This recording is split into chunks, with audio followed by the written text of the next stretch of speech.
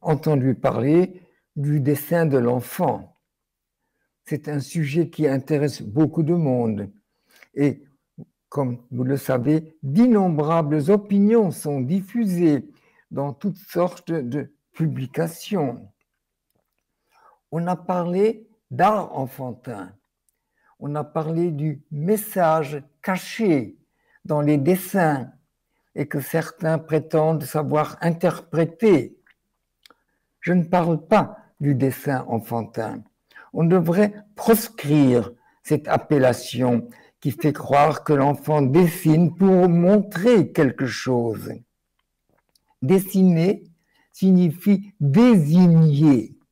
Désigner veut dire montrer.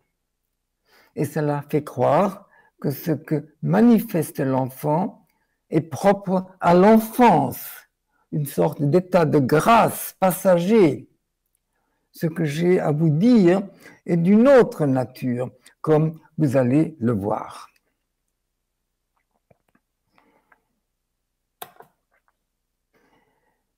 Accroupi ou couché par terre, le petit enfant dessine. Il serait plus juste de dire il laisse se faire une trace sur la feuille de papier. Très tôt dans sa vie, le petit enfant expérimente la faculté de faire naître une trace avec une mine sur la surface du papier.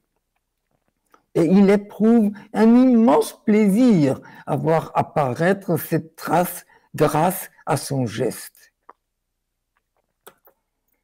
Si l'adulte accorde à cette manifestation une attention véritable, s'il prend au sérieux cette précoce nécessité de l'enfant, alors naît et se développe le jeu de la formulation.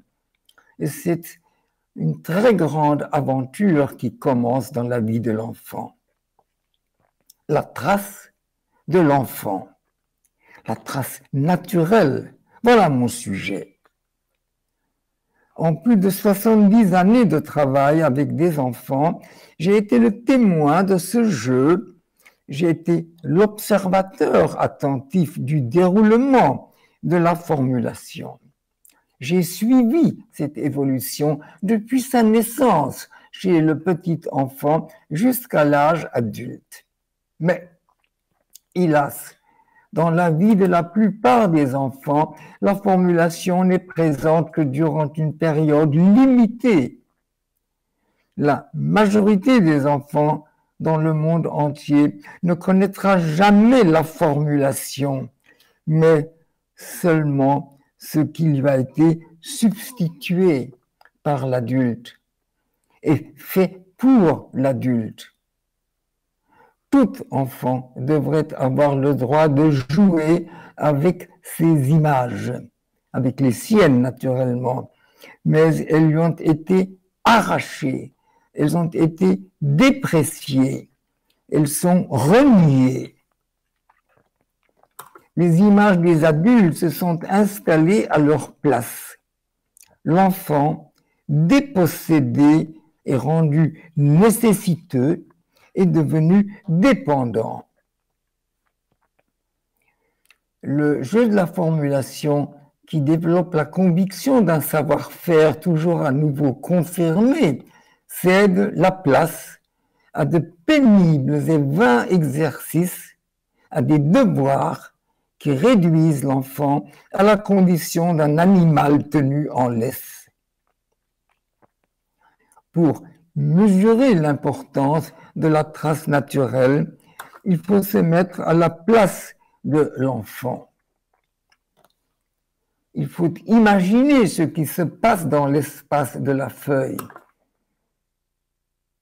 ce qui se passe en l'enfant lorsqu'il vit ce jeu, ce que ce jeu provoque en lui. Il faut essayer d'imaginer la richesse des événements dans cet espace. Pensez à toutes les rencontres que fait l'enfant dans l'espace de la feuille. car l'enfant n'élabore pas un tableau, il n'exécute pas un projet, il fait des